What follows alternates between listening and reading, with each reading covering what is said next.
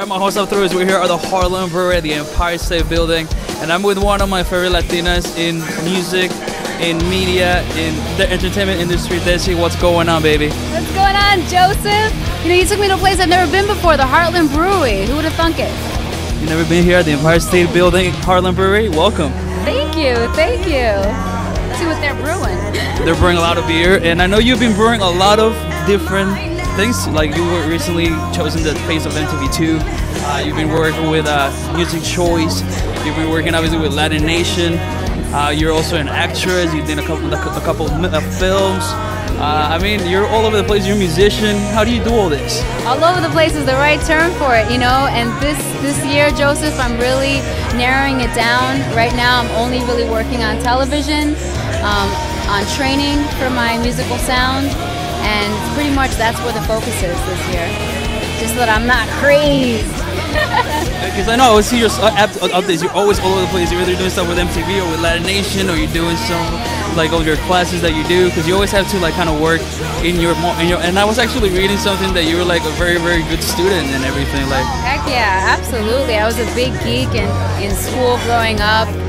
You know, I grew up in the Bronx, and I was such an unusual child because it's like while other kids are coming in wearing their Timbs and trying to be down, I was just hitting the books every day, and you know, always had like near perfect GPA, near perfect scores on all my tests. Well, perfect test scores most of the time, except for the SAT. I missed like 3 questions or some nonsense like that. But yeah, I mean, that's always what it's been about, and I think that's what brought me here today. You know, it's just always working hard and doing the best that I can. So God willing, it'll keep going.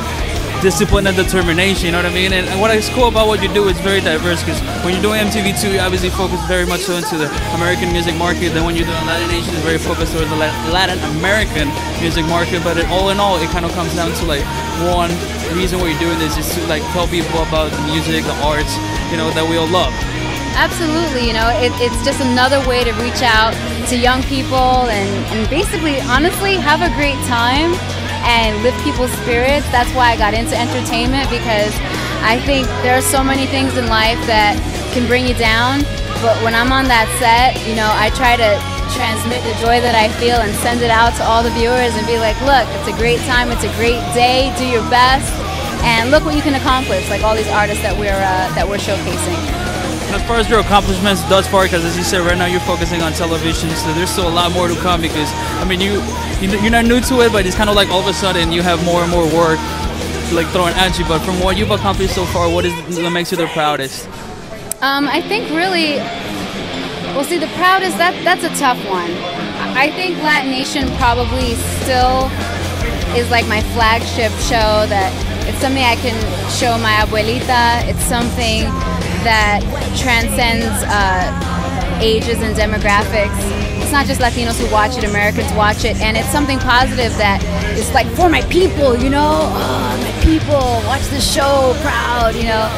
I have so much fun at MTV2 that it's really hard for me not to say that I'm proudest of that, because honestly, that's where you get the most Desi. You know, that's where I'm improvising, that's where I'm off the cuff, that's where I'm acting the most authentically me. But Latin Nation still remains, even though it's a scripted show, probably almost like a community service. You know, it's something that's for the youth so that we can have something to feel proud of. And how has, like, obviously you grew up in New York City, as you were saying, in the Bronx, but as far as your Latino side, how has that influenced you as a person, being a like New York Latina person? It really has, you know. It's not so much being a Latina in New York as being a Latina in New York in this day and age, because it's worlds different from what my parents experienced. My dad grew up here in New York during a time in the 50s, McCarthyism and all that. It wasn't really cool to be Latino. It wasn't really cool to be different. Immigrants really weren't given the kind of respect, not that they're getting that much respect nowadays if you've watched any of the news, but it's totally different now. After Ricky Martin and J-Lo, now it's suddenly cool to be Latino. Honestly, when I was a kid, I didn't even know I was Latina. We're very Americanized. We only speak English at home. My parents were kind of ex-hippie types, so I grew up on like tofu and kale and stuff like that. And it wasn't until, like I said, these icons came out, the Ricky Martins and the J-Los of the world, that I started thinking to myself, wait a minute, Sanchez, I'm Latina. Hold up. That was like my cool card, because I told you I was this geeky kid, and I said, you know what? that's it. I'm going to get into my culture. I'm going to get into my heritage and see what this is all about. And Latin Nation, that's really what that was about for me when I started that show. It was not just showcasing our culture for other people, but really teaching me about my people. So that's what being Latina has done for me. It's opened up a whole world, and obviously it's opened up the doors to entertainment, because that was my very first gig. And I was actually talking to Jose about Latin Nation, because obviously he's your host on that show, a really good friend of ours. And one of the things he said is, like, when he started the show, he was with somebody else, and it was a good show, there was good chemistry, but only when you came in is when he really felt that he could, like, actually, like, almost see himself in somebody else and kind of feed each other up. And when you see the show, that was so evident. Jose is one of the sweetest people I know, not only in the business, but just in general in life. And he's always full of compliments. Oh my gosh.